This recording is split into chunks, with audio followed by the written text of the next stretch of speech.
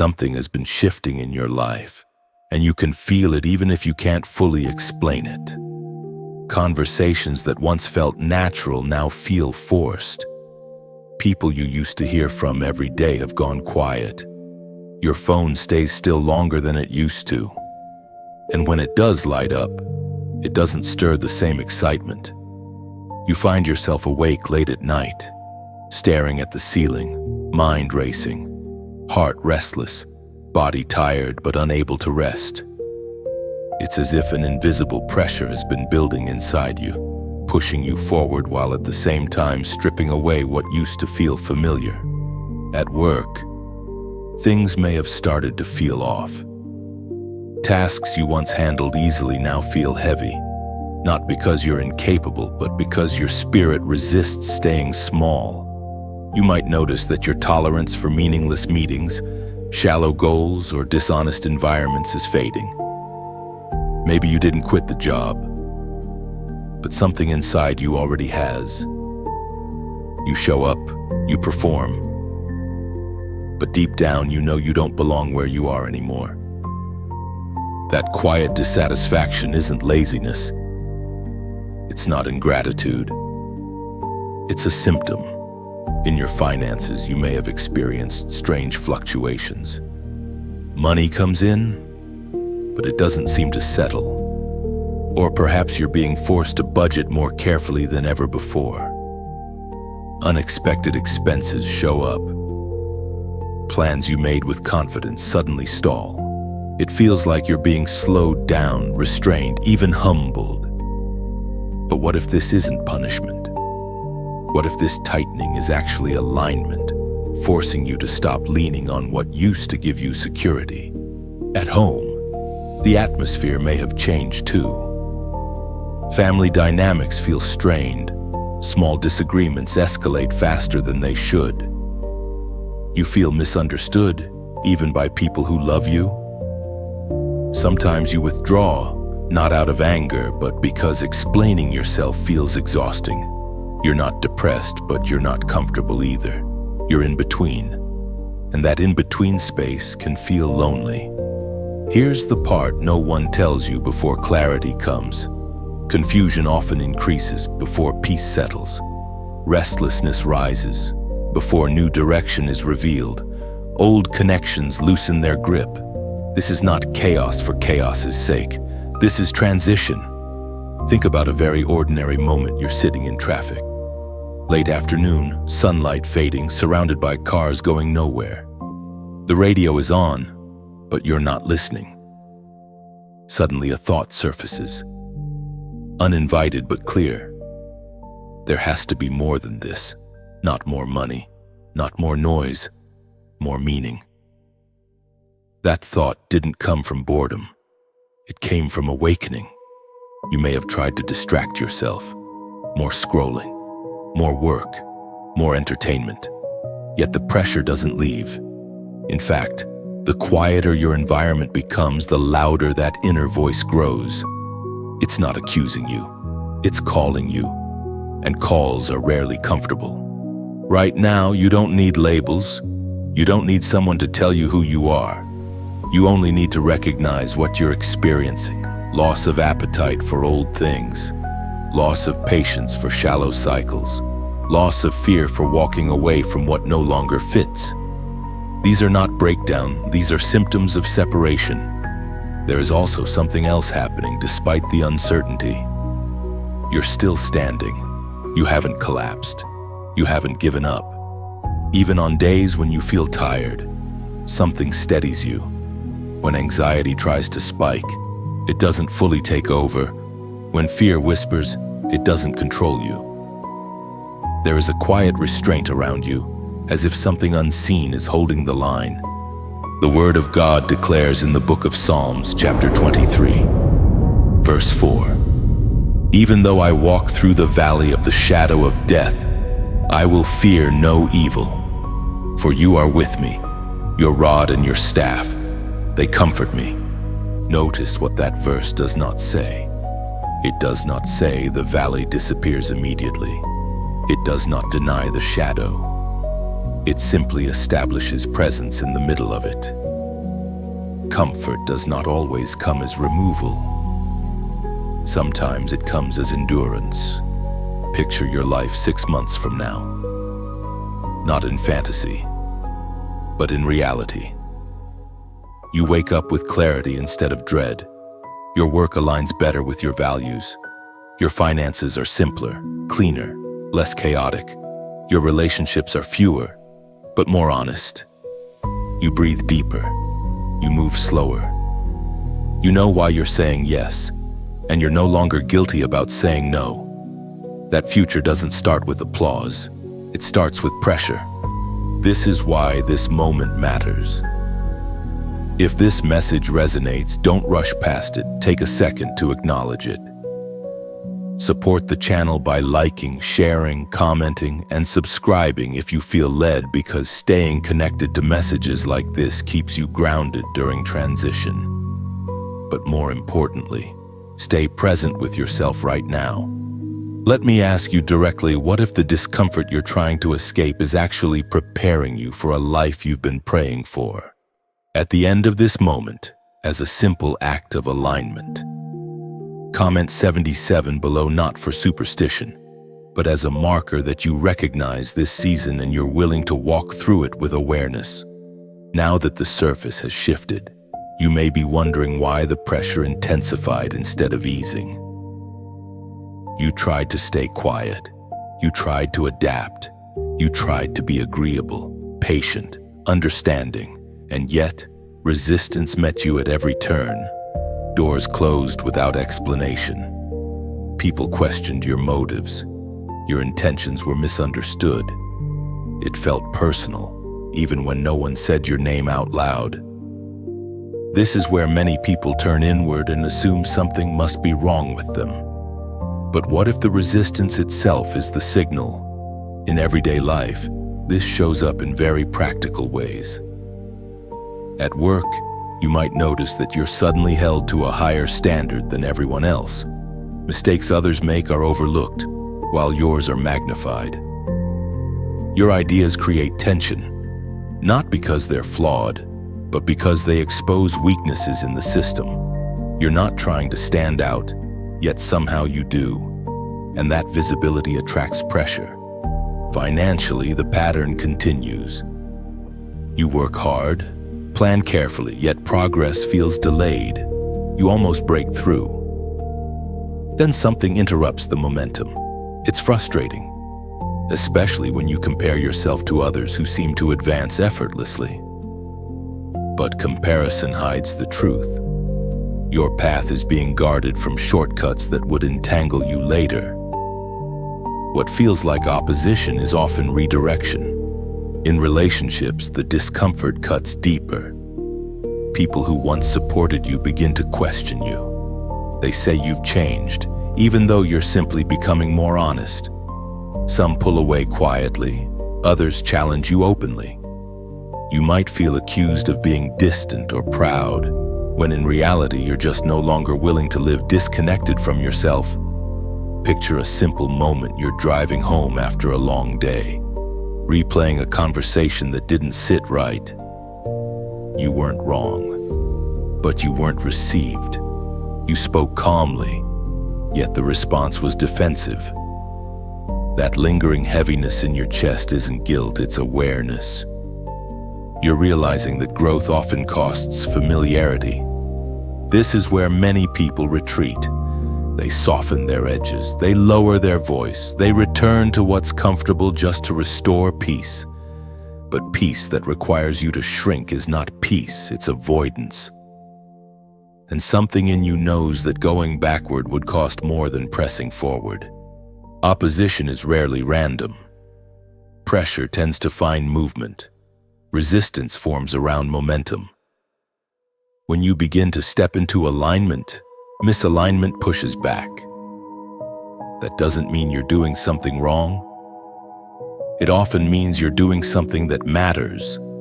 The ancient words recorded in Romans still echo today.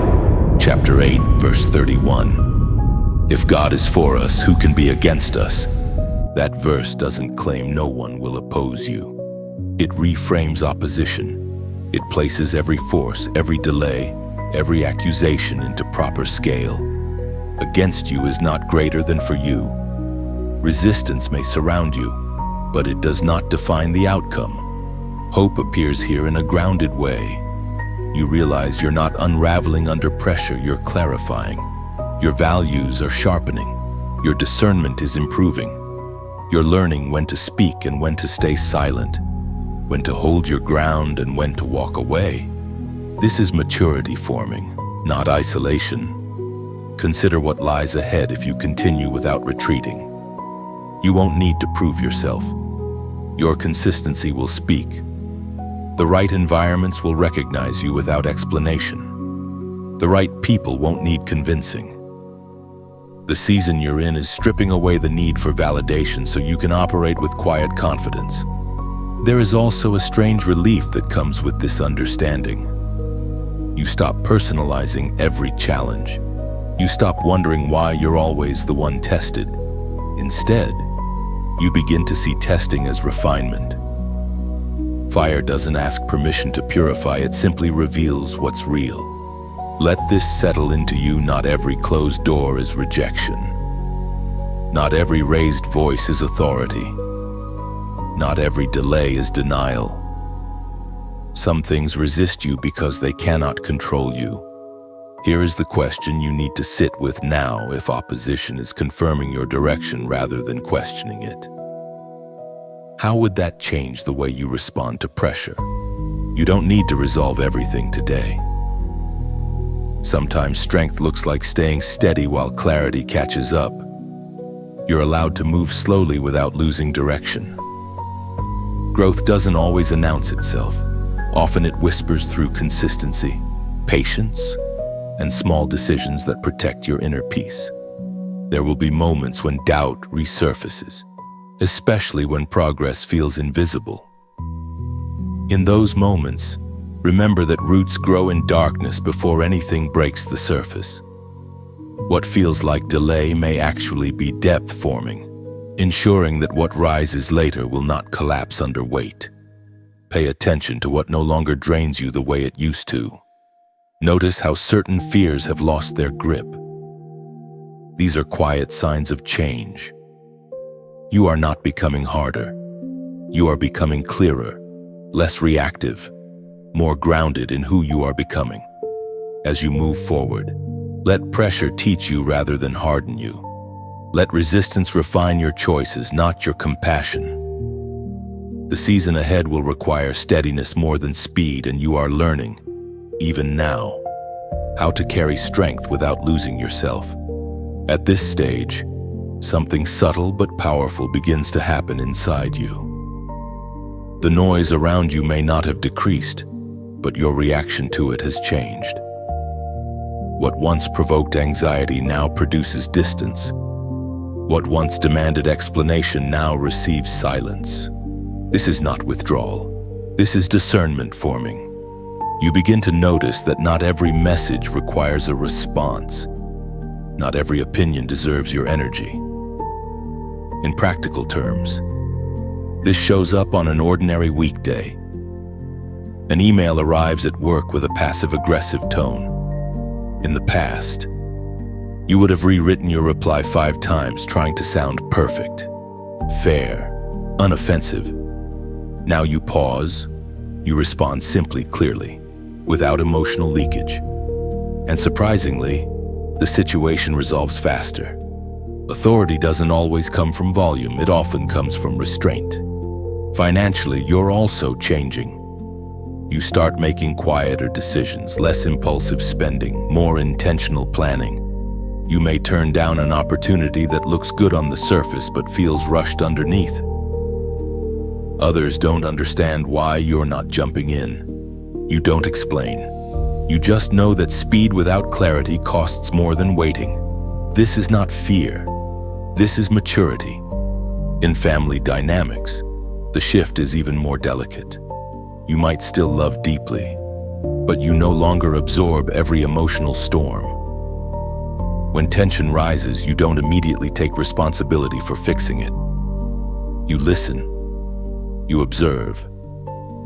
You refuse to carry guilt that isn't yours. This doesn't make you cold, it makes you stable. And stability is something many people aren't used to seeing. Here is a simple, everyday situation. Someone tries to pull you into drama that doesn't involve you directly. They want validation, agreement, alliance. You feel the familiar tug, the old reflex to soothe, to mediate, to take sides. But this time, you decline gently. You change the subject. You leave the room. Later, you realize something important piece was preserved, not broken. That realization changes how you see your role in the world. This is the season where inner authority begins to replace external validation. You stop needing constant reassurance that you're on the right path. You don't announce your plans. You don't defend your boundaries. You move quietly, deliberately. And that quiet movement carries more weight than loud declarations ever did. There will still be moments of doubt. Late at night, questions surface. Are you becoming too distant, too selective, too different? But then you remember how much chaos you used to manage just to keep others comfortable. And you realize clarity always feels lonely before it feels freeing. The ancient words recorded in Proverbs, chapter 4, verse 23. Offer grounding here above all else. Guard your heart, for everything you do flows from it. Guarding your heart doesn't mean closing it. It means choosing what gets access. It means understanding that your emotional energy is not unlimited. Where you place it determines what grows.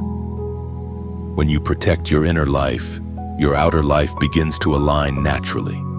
Hope becomes tangible now, not as a sudden breakthrough, but as a steady sense of direction. You wake up knowing what matters and what doesn't. You prioritize rest without guilt. You speak truth without needing applause. You trust your timing, even when others question it. Imagine your life 6 months from now if you continue like this. Your days are less crowded but more meaningful. Your finances reflect intention rather than reaction. Your relationships feel cleaner, calmer, more honest. You're not chasing peace, you're carrying it. And people around you feel it, even if they can't name it. There is strength in this posture. Quiet strength.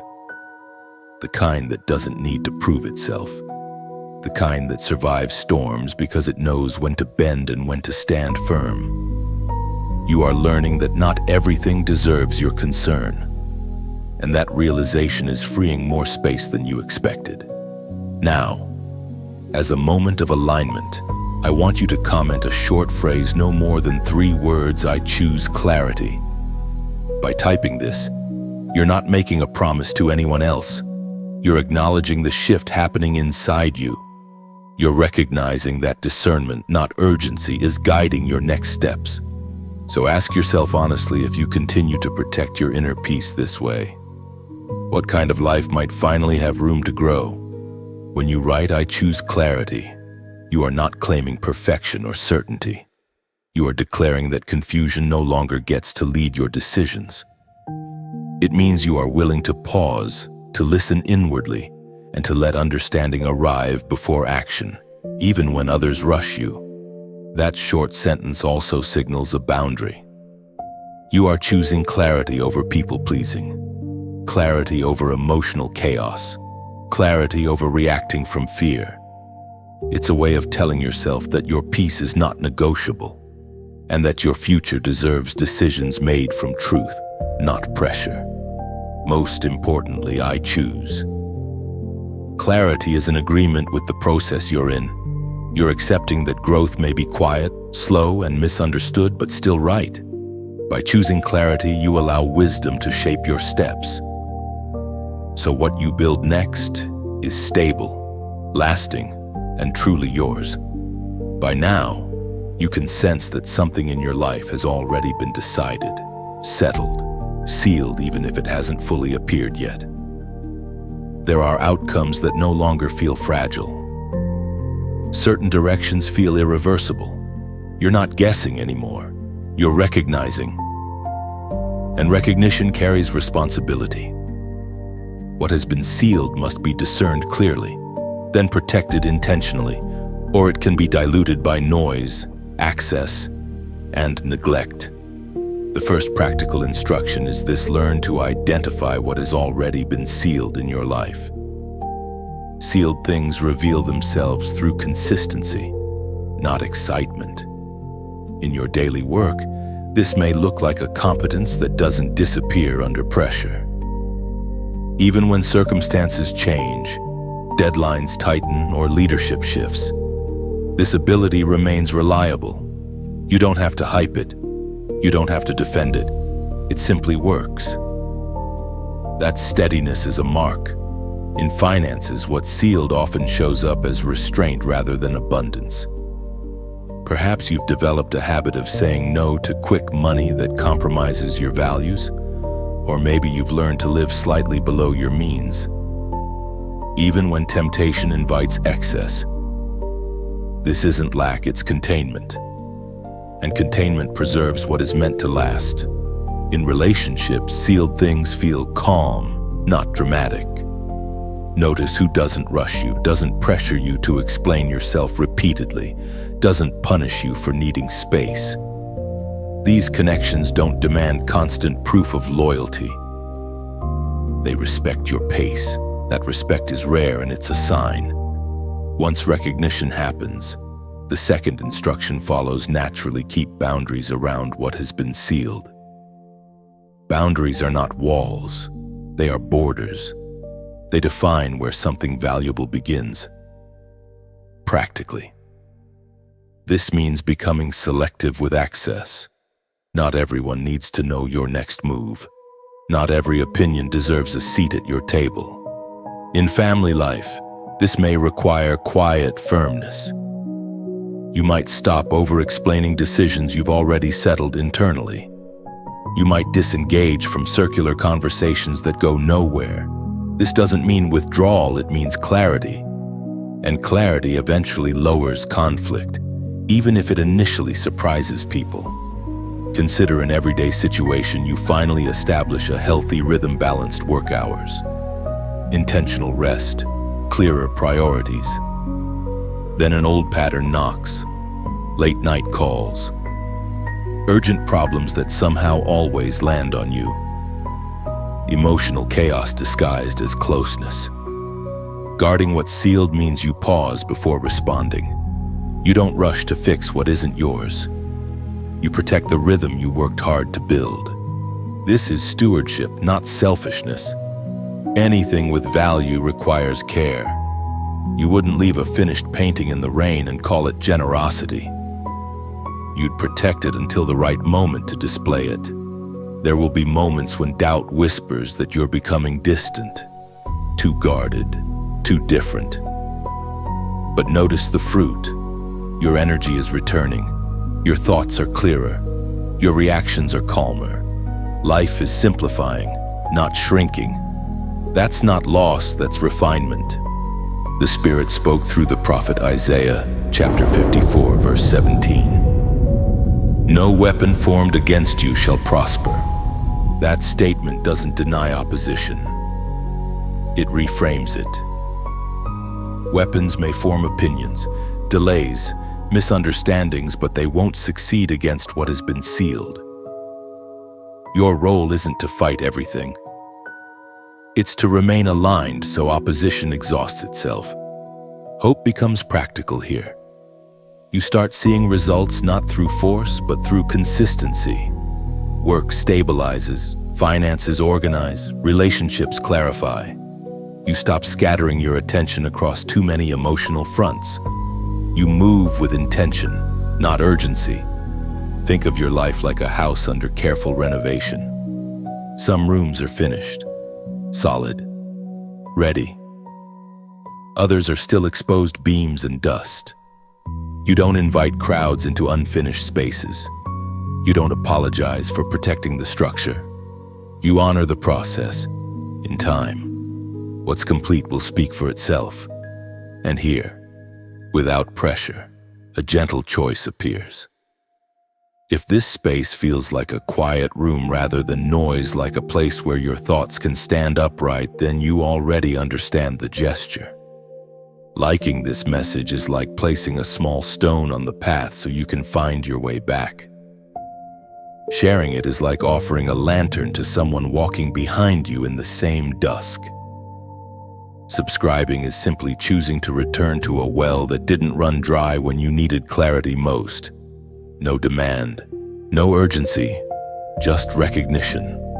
So pause and ask yourself honestly, what in your life already carries the weight of something sealed, and what boundary must you strengthen to keep it intact? Remember this as you move forward: sealed things don't require daily defense, they require respect. And when you respect what has been marked, life begins to align around it quietly, steadily, without force. As you honor what has been sealed, you'll notice a new confidence forming, calm, unannounced, unshaken. You stop reaching for approval because alignment now steadies you. Each boundary you keep strengthens trust within yourself, and that inner trust quietly reshapes every decision you make. In time, results will speak without explanation. People will sense the difference before you describe it. What you protected in silence will begin to stand on its own, visible and undeniable, because sealed things reveal themselves naturally when the season is right. The story begins at a place that looked like absolute defeat. A wooden cross stood on a hill outside the city, and on it hung a man who had healed the sick, fed the hungry, and spoken truth without compromise. To the crowd, this was the end. To his followers, it felt like betrayal, loss, and unanswered prayer. Everything they hoped for seemed to collapse in one dark afternoon. What they didn't understand yet was this: the cross was not failure, it was the method. From the outside, the crucifixion looked like weakness. No resistance, no escape, no visible victory, just surrender. But heaven was working through what looked like surrender to produce the greatest reversal in history. The very moment that appeared to seal defeat was the moment victory was secured. This pattern didn't end there. It continues to repeat itself quietly in human lives, including yours. In everyday terms, this shows up when you do the right thing and still lose something. You tell the truth at work and the promotion goes to someone else. You choose integrity in business and watch others profit faster through shortcuts. You stay faithful in a relationship, yet still experience rejection. These moments feel like crosses, not dramatic, not public, but heavy enough to question everything. Consider a real situation. You walk away from a job that pays well but drains your soul. From the outside, it looks irresponsible. People don't applaud. Some even warn you that you've ruined your future. Internally, it feels like loss. But months later, you realize that leaving protected your health, your clarity, your values. What felt like an ending quietly became a rescue. Financially, this principle is just as real. You refuse a deal that would compromise your ethics. Money tightens. Bills feel louder. Anxiety tries to speak. But later, that same decision keeps you free from legal trouble, debt, or regret that traps others. The cross always costs first. Resurrection always pays later. In family life, obedience can look like silence instead of defense. You stop arguing your case. You stop trying to be understood by people committed to misunderstanding you. That restraint feels like weakness. But over time, your consistency becomes undeniable. You are no longer reactive. You are steady, and steadiness outlasts noise.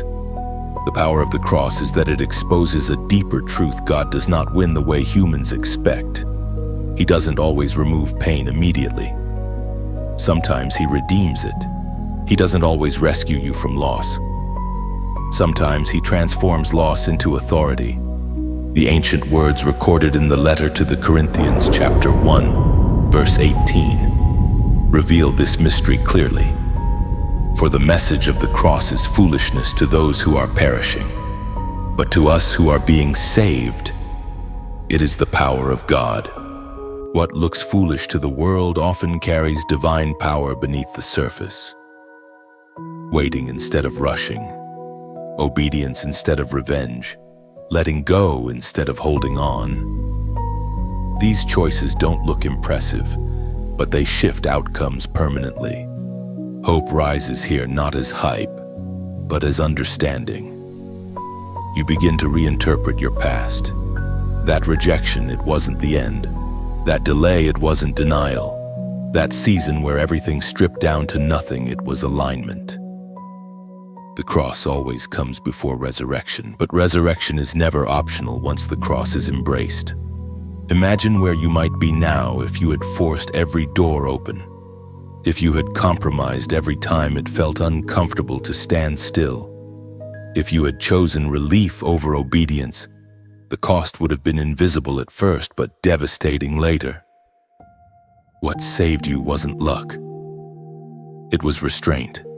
There is a quiet dignity in this kind of victory. No trophies, no instant applause, but depth, authority, peace that doesn't evaporate when circumstances change. You don't need to explain this to everyone. Those who recognize it will see it without words. This is why your current season matters. You may feel like you're carrying a cross doing what's right while outcomes remain unclear. But crosses are not destinations. They are passageways. And what waits on the other side is not just relief, it's transformation. Let this question settle into you gently. What if the very thing you think is costing you right now is the instrument securing your future? As a moment of recognition, I invite you to comment the number 9999 below. Not as superstition, but as a signal that you understand this principle, that what looks like an ending may actually be the doorway to completion and renewal. When you type 9999, you are acknowledging an ending that carries purpose, not loss. It represents the closing of cycles that have taught you everything they can. By marking this number, you're allowing what is complete to stay complete without dragging it forward out of fear. 999 also points to transformation through surrender. Just as the cross preceded resurrection, this number reflects trust in what comes after release. You're recognizing that stepping away, letting go, and obeying quietly can open space for renewal that effort alone could never produce. At this point in the journey, something profound settles into place. You are no longer asking for signs the way you used to. Not because you have all the answers, but because you've learned how to recognize alignment when it appears quietly. The urgency has softened. The panic has drained away. What remains is a grounded awareness that you are being led, even when the path ahead is not fully visible. This season often feels slower on the surface. Fewer dramatic moments, less emotional intensity. But internally, something is stabilizing. You're no longer reacting to everything that happens around you. Instead, you're responding from a deeper center. Life still brings challenges, but they don't hijack your identity the way they once did. In everyday life, this looks very practical. At work, you stop overextending yourself to prove worth. You do your job with excellence, but you no longer tie your value to approval. If recognition comes, you receive it with gratitude. If it doesn't, you remain steady. This shift protects your energy and sharpens your focus. You're no longer leaking strength into places that can't sustain it. Financially, wisdom begins to outweigh impulse. You think longer term. You ask different questions. Not just, can I afford this, but does this align with where I'm going? You become less impressed by appearances and more committed to stability. This doesn't make life smaller, it makes it cleaner. peace replaces anxiety because your decisions are no longer rushed. In family and close relationships, your presence changes. You listen more, you speak less, but with greater weight. You don't jump into every conflict, and you've learned that not all tension is yours to resolve. Sometimes the most loving thing you can do is remain calm and allow others to face their own emotions without rescuing them. This doesn't distance you, it grounds you. Here's a simple real-life moment someone tries to provoke you with a familiar pattern: criticism, guilt, or emotional pressure. In the past, this would have triggered a spiral. Now, you notice the pattern without stepping into it. You respond kindly, briefly, or not at all. Later, you realize something important: you didn't abandon yourself to keep the peace. That realization builds trust within you. This is the stage where obedience becomes quieter but stronger. You don't need dramatic instructions. You sense when to move and when to wait, when to speak and when silence carries more authority. This discernment doesn't come from control, it comes from surrender practiced over time. There is also a new kind of patience forming. You're no longer obsessed with timelines. You still care about progress, but you're not measuring your life against others every day. You understand that rushing what is meant to mature will weaken it. Depth takes time. Strength that lasts is never hurried. The ancient words recorded in the letter to the Hebrews, chapter 10, verse 36, speak directly into this season. You have need of endurance, so that after you have done the will of God, you may receive what was promised. Endurance is not passive waiting. It is active faith sustained over time. It's continuing to act with integrity when outcomes lag behind obedience. It's staying aligned when results are still forming beneath the surface. Hope here is quiet but resilient. You begin to notice small confirmations. A conversation that opens unexpectedly. A door that doesn't force itself but stays open. A sense of rightness that doesn't need explanation. These are not coincidences. They are markers that you're moving in rhythm, not resistance. Imagine the future unfolding from this posture. Not rushed, not chaotic. Built steadily on decisions made with clarity. Your life becomes less about constant breakthroughs and more about sustained peace. And sustained peace is something very few people ever experience. You also gain compassion for others. You see people still living in reaction, urgency, and fear. Instead of judging them, you understand them. You were there once. This compassion doesn't pull you backward, it deepens your humanity. As this section of the journey continues, one truth becomes undeniable. You are no longer becoming who you were. You are becoming who you are meant to be. And that becoming doesn't require noise. It requires consistency, humility, and trust. So let this settle into you without needing to act on it immediately. The work is happening, even when nothing dramatic seems to change. Roots are deepening. Structure is strengthening. And what grows next will stand because of this quiet season. Not in spite of it. As you continue in this quieter strength, you'll notice how confidence no longer announces itself. It settles into your posture, your decisions, your pace. You trust yourself more because you've watched yourself endure. That trust becomes a foundation no external circumstance can easily shake. Over time, what once felt like waiting reveals itself as preparation. The stillness trained your discernment. The delays refined your motives. When movement comes again, it will feel natural, not forced because you're stepping forward from alignment, not urgency. There comes a moment when you realize the fight is over, not because everything around you is perfect, but because nothing inside you is panicking anymore. The outcome no longer feels fragile. The future no longer feels negotiable. You are standing in a quiet certainty that what has been promised will not be reversed, not delayed by noise, not stolen by interference, not undone by misunderstanding. This is not confidence born from circumstances. This is confidence born from sealing.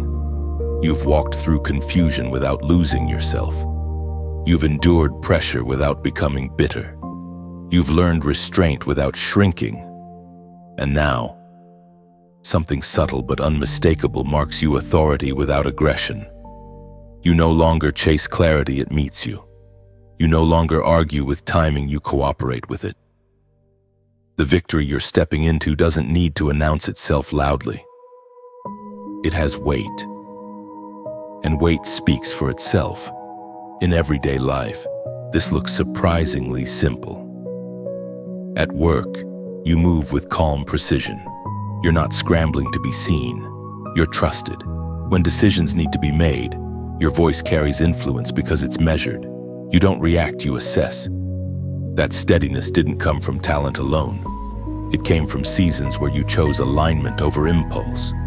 Financially, you're no longer governed by fear of lack or hunger for excess. You understand flow. You understand patience. You've learned that provision follows obedience more reliably than hustle alone. You may not flaunt abundance, but you carry stability, and stability outlasts display. In relationships, the shift is undeniable. You're not chasing connection, you're attracting resonance. People feel safe around you because you're not performing. You're present. You listen without absorbing chaos. You love without losing boundaries. This kind of presence heals without trying to heal. There is a dignity in this season. You don't need to revisit every wound to prove you survived it. You don't need to convince anyone of your growth. Your life is speaking now, quietly, clearly, irreversibly. The Apostle Paul wrote in the letter to the Romans, chapter 8, verse 37, "In all these things we are more than conquerors through him who loved us." Notice the phrasing. Not conquerors after everything ends, but in all these things. In the process, in the pressure, in the waiting. Victory wasn't postponed. It was active the entire time. Hope here becomes embodied. You don't imagine a better future, you're already living differently. Your nervous system rests. Your decisions align. Your spirit is no longer bracing for collapse. This is what sealed victory feels like: calm, forward motion without fear of reversal. Picture your life a year from now. Not idealized, grounded. You wake up with purpose, not urgency. You manage your responsibilities without resentment. You enjoy moments without scanning for threats. The things that once tried to break you no longer have access. They expired at the boundary you learned to keep. And now, there's a gentle invitation, not a command, not a demand. If this message has walked with you, if it's felt like a companion rather than noise, then you already understand the gesture. To like this message is to press a leaf into a book, marking the page where something changed. To share it is to pass along a compass you found in the dark. To subscribe is simply choosing to return to a path that led you home when you were unsure where to step next. No obligation, only resonance. As a final act of alignment, I invite you to comment the number 888 below. Not as a ritual, but as recognition that you understand cycles of completion and the beginning of overflow. That you know what was sealed cannot be undone. That you are stepping forward, not waiting to be pushed. So ask yourself one last honest question: if the victory is already sealed, how would you live differently starting today? Let this truth settle deeper than emotion. What has been sealed does not require your constant vigilance. You are not guarding it alone. As you live with integrity and steadiness, life itself begins to cooperate. Doors align, resistance fades. What once felt heavy now feels carried. You may still encounter moments of uncertainty, but they won't shake your core. You've learned the difference between noise and instruction. When challenges arise, you meet them with calm discernment, not urgency. That calm becomes your signature quiet, unmistakable and deeply respected plea. Over time, others will notice without you announcing it. They'll ask how you stayed steady when things were unclear. You won't have dramatic answers. You'll simply know that alignment, patience, and trust did the work fear never could. Your life becomes evidence, not argument. And when you look back, you won't remember this journey as struggle alone. You'll remember it as formation. Every delay shaped you. Every boundary protected you. Every quiet choice sealed something permanent. You didn't just survive this season, you were prepared by it. Let this end without a full stop. Not because the message is unfinished, but because what matters now is what continues inside you after the words fade. You don't need to agree with everything. You don't need to remember every line. If even one sentence settled quietly in you, that is enough to carry forward. If this reflection was useful, if it steadied something in you or helped you see your life more clearly, you're free to share it. Not as an announcement, not as persuasion, but as you would pass along water to someone walking a long road. And if it wasn't for them, that's okay. Every message has its season and its listener. And if this wasn't fully for you either, don't force it. Simply keep what touched you. A phrase, a question, an image. Let the rest fall away without resistance. Wisdom doesn't demand to be held, it stays where it's needed and leaves quietly where it's not. Life will keep unfolding. Decisions will still come. Uncertainty may still visit, but perhaps now, you'll meet those moments a little differently. Less rushed, less reactive, more anchored in what you already know deep down. There is no pressure to do anything next, no instruction to follow, just an invitation to live attentively, to notice what aligns, what drains, what strengthens, what distracts. Those observations made honestly over time will guide you more faithfully than any single message ever could. So let this be an open ending. Carry forward what resonates, release what doesn't, and trust that whatever has been sealed in your life will reveal itself in its own time, without noise, without force, without needing your constant attention. You don't need to close this chapter. You only need to keep walking.